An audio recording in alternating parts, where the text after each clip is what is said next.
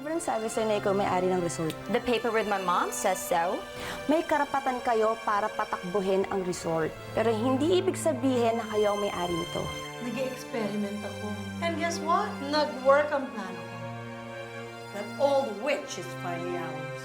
I'm sure nag-iisip na naman sila ng bagong paraan para makasira sa buhay ni Gabby. At siguradong-sigurado na may kinalaman sila sa mga taong nag-press ng fire alarm kanina. Nakausap ko na yung fire chief na dineploy in response to the fire alarms. Now, apparently, there's been a small fire in the kitchen. Sa tingin mo ba may kagagawan yung tao na gusto mag-sabotage sa resort natin? Yung auction? Wala pang ebidensya. This is a stroke of a genius. Sana nga lang ako ang gumawa. You mean to tell me hindi ikaw may kagagawa niyan? Von, may mission ka. Ako may misyon? Siya ang mission mo, si Franz. I'm Dr. Barbasa. Ako po ang administrator ng Green Pastures Retirement Homes. Sino nagpatawag sa inyo? Ako ang nagpatawag sa kanila. Panganib ng Abuela Maximo sa sarili niya, pati na rin sa mga nakapaligid sa kanya. Ginawa na yun hindi dahil danger sa pamilyang to. Ginawa na yun dahil manloloko ka. Sige na, kunin niyo na yan! Gabi, wait for me. I'll get you out of this, okay?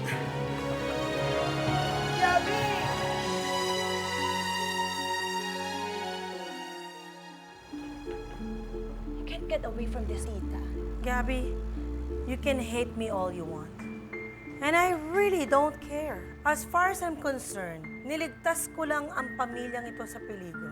Pinoprotektahan ko lang ang pamilyang ito. Lalong-lalo na si Trisha, na walang kinalaman sa mga nangyayari sa pamilyang ito. Ano na lang ang sasabihin ko kay Tito Pepito kapag may nangyari sa kanyang unika iha? Kung akala mo nakakaloko ka, pwes nagkakamali kayo.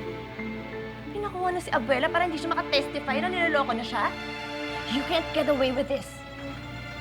I'm sorry, Gabby, but I think I just did.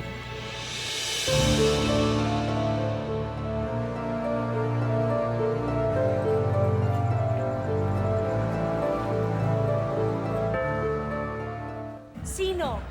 Sinong ibang tao na mas intelligent, mas cute, mas maganda ang hair, mas maganda ang fashion statement na pwede mag-spice sa kanya than you? Sino? Wala. True. True, Lilian. Very smart and beautiful and Tama. career girl. Tama. Ako yon. Tama. Pero hindi ko kaya talaga. Itatapil ako ng mga kapatid ko sa federasyon. Nini, ano ka ba? Isipin mo nga yun. Sige, fine.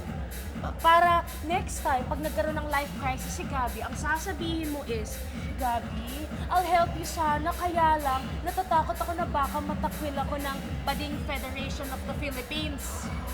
Excuse me? Very powerful bang BAP? Hello? Huwag mo minamaliit yung Bading Association of the Philippines, no? Wala ka na magagawa. Pumunta ka na. Hi. Hey. I'm sorry, miss. I didn't mean to. Papa, wake up na please.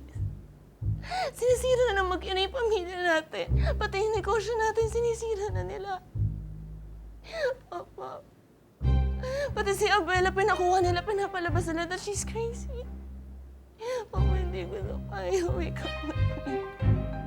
Papa.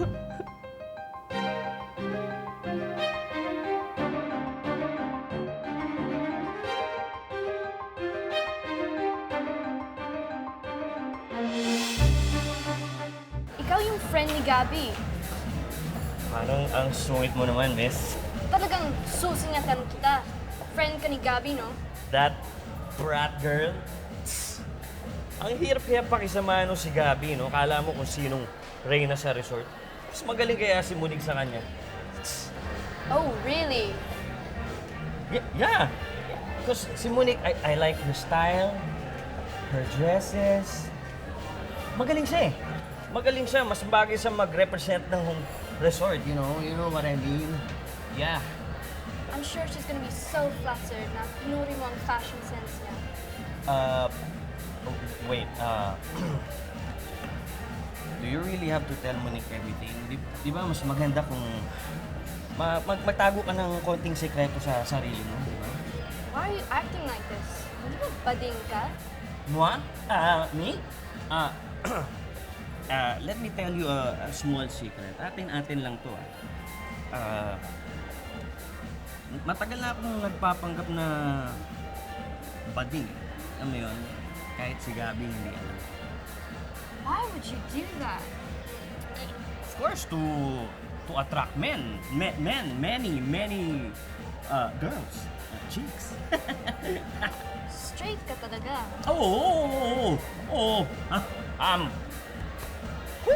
I'm straight, you know. I'm a man, you know. See that hair? I'm straight. You know, kasi to attract hot chicks. So, is it working? What's working? You're hot. Hey, you're hot. Yeah, kaya close na ba tayo? Tayo eh. I'm ticklish, don't do that. Alam na nating lahat ang nangyari dito sa mansyon kagabi. Kinuha ng mga tauhan ng Home for the Aged ang Senyora Maximiliana nyo dahil isinumbong ni Senyorita Araceli sa kanyang attorney na siya ay binugbog ng inyong senyora. At ang bintang, nagkatamo siya ng maraming pasa sa kanyang mukha. Sa totoo lang, hindi ako makapaniwala na ganong karaming pasa ang natamo ni Senyorita Araceli mula sa paglusob sa kanya ni Senyora Maximiliana dahil hindi naman ganong kalakas si Senyora Maximiliana. Ma, kailangan ba talaga ang kalad ka rin ng ganito kaaga dito? May pag-uusapan kami ni Simon, ano? At maigi na rin na makita mo ang day-to-day operations ng resort. Good. At least that will make the two of us. Paano magkakaroon ng ganong karaming pasa ang mukha ni Senyorita? Pero, ang importante ngayon, mabigyan natin ng suporta si Senyorita Gabby. Dahil nakapasan lahat ng problema ng pamilyang ito sa kanyang balikat. Aba!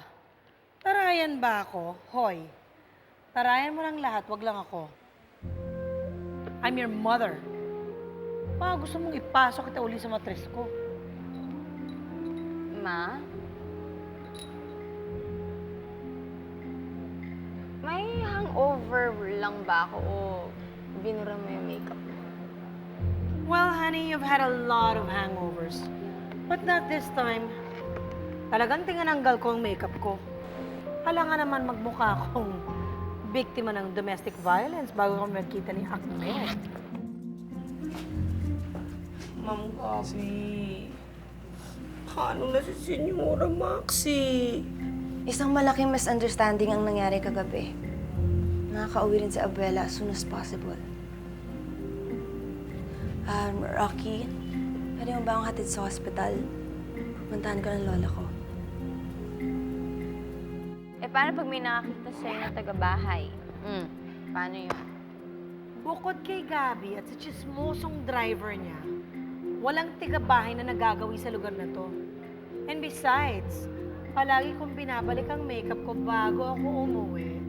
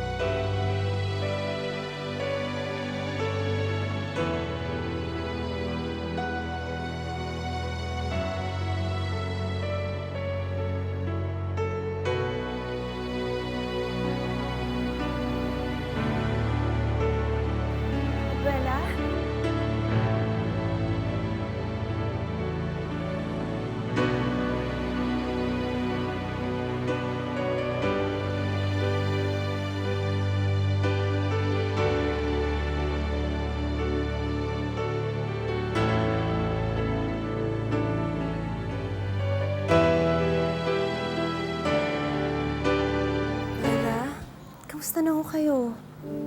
Inaalagaan ba nila kayo dito na maayos?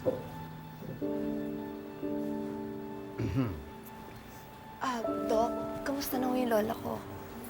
Alam mo kasi, Iha, yung lola mo, sinisipa kasi yung mga orderly saka mga nurses na lumalapit sa kanya.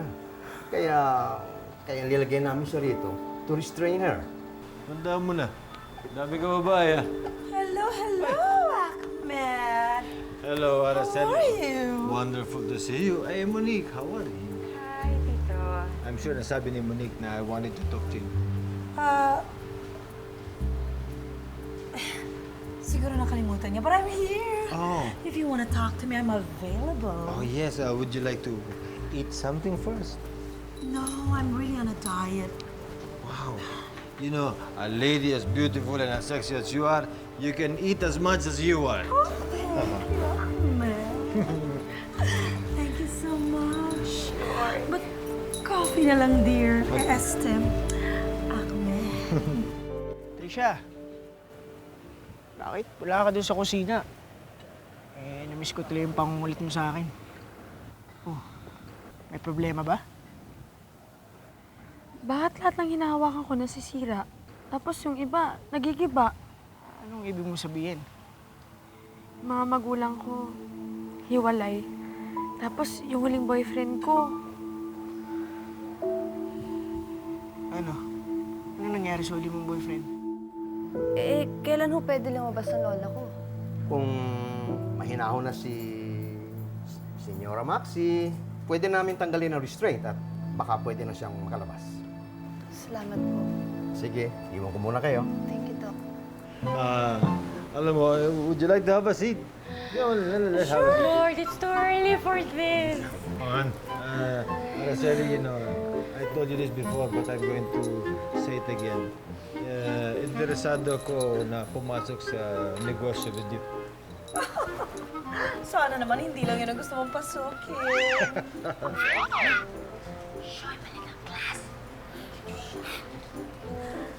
Yes. You know, Araceli, I would like to do business in the Philippines regarding tourism. Tourism has so much potential here in the Philippines, and at the same time, you know, I would like to help your Barinuevo group of company to divest some of your non-performing assets, just like the Green Haven. Hindi ko alam kung ano nangyari sa huli mong boyfriend. Pero minsan talaga, may mag-asawa naghihiwalay.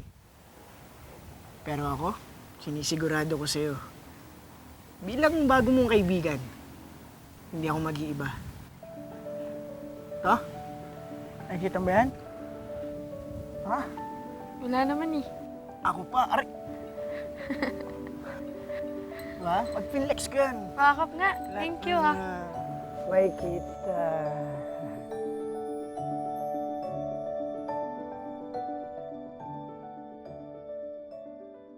Wala? Mamamatay ako dito. Dalhin mo na ako. Uuwi na ako. Gagawin ko po lahat. Aalis ko po kayo dito as soon as possible. Promise, I Gabi. promise.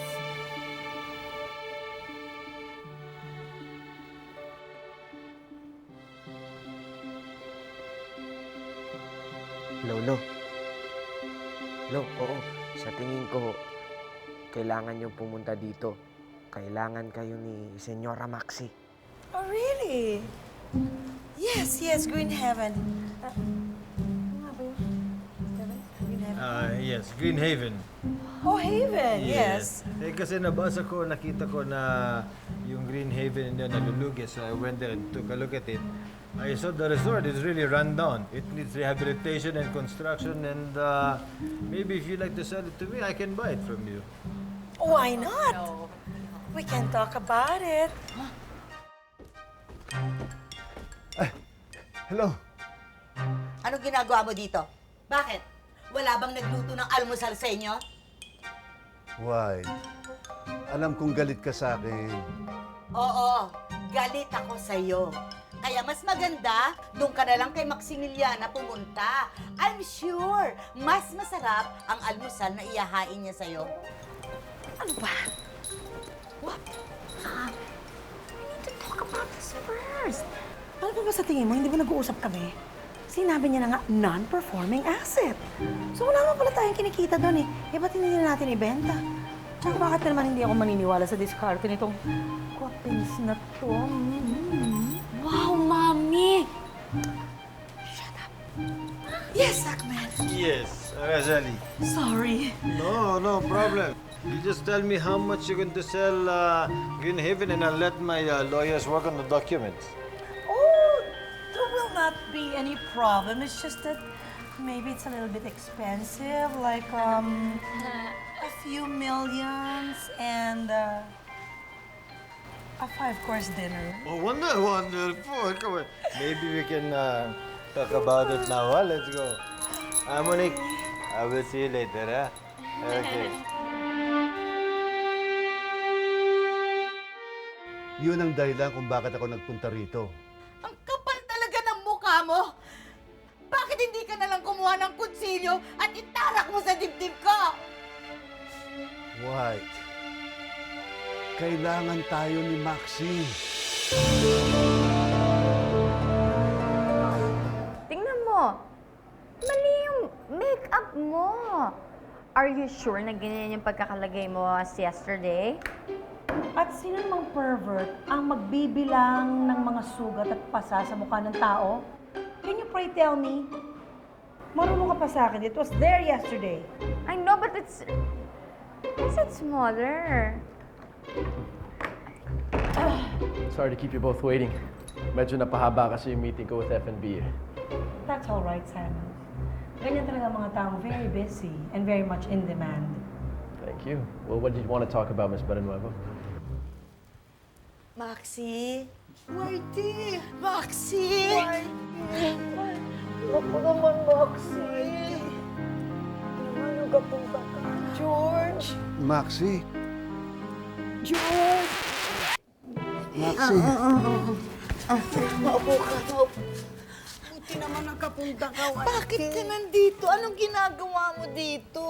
Eh, sinasabi nila nababaliw na raw ako, George. Nababaliw ba ako, George? Aba, hindi ka mukhang... Bakit nila sinasabing nagbabaliw ako? Baka nababaliw ka naman, George. Hindi ako nababaliw. Hindi. Anong gusto mo mangyari? Ay, uwi mo na lang ako. Sige. Saan? Saan? Iuuwi kita. Iuuwi Saan mo sa iuwi? I'm sure you've heard that there will be major changes within the Berenuevo group of companies. Well, actually, yan din sana gusto kong pag-usapan natin eh. Gusto ko po sana kasing mag-resign as general manager of this resort. What? No!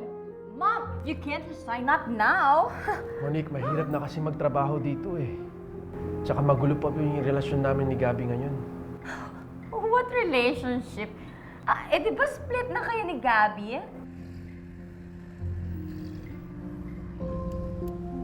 Ma'am Gabby. Okay lang ho ba kayo? I'm so exhausted, Rocky. Hindi ko akalain that anybody could feel this tired pala.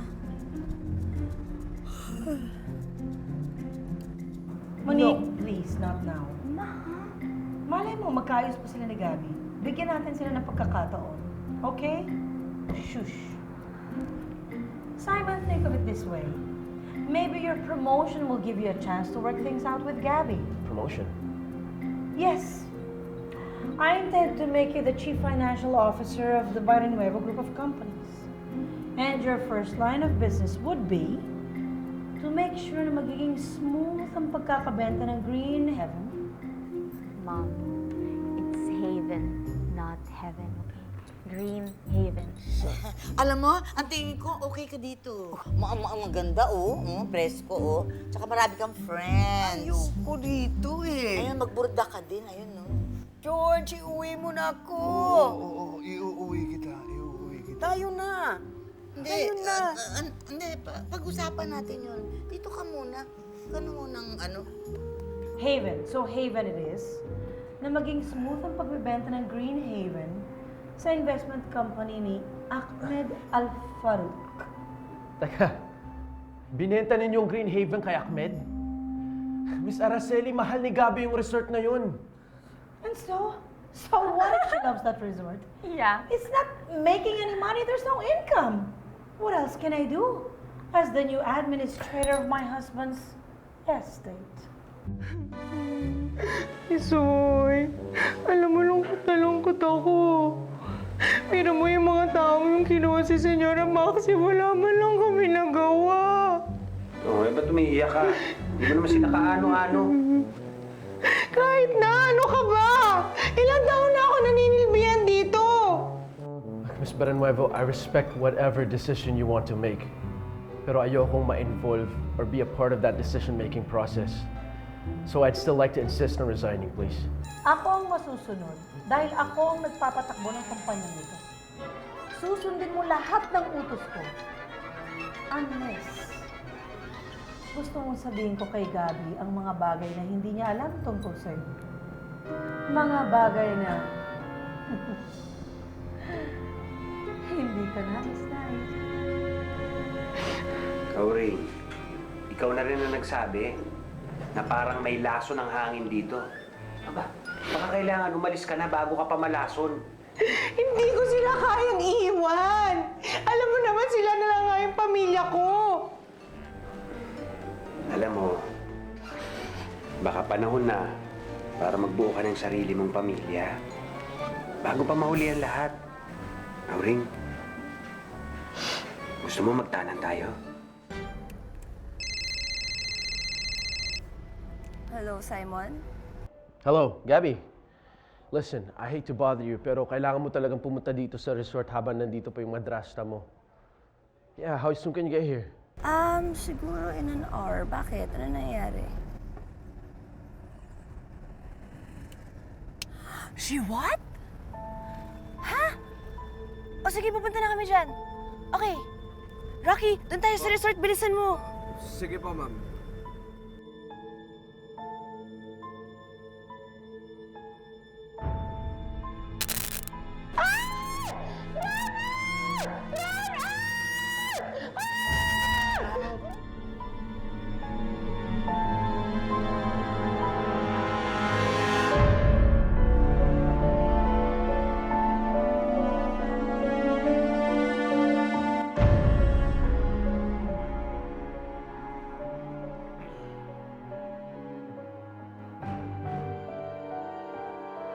Ay?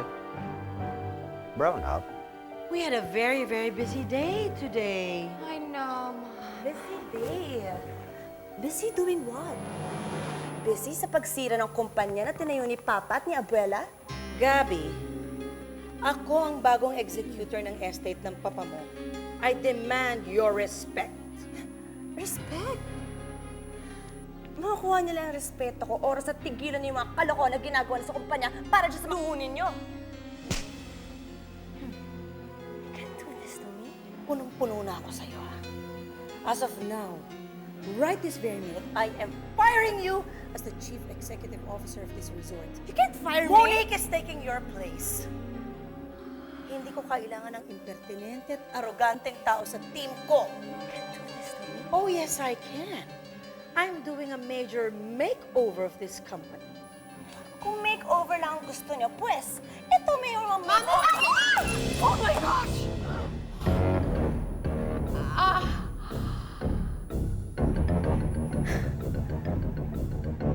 How dare you!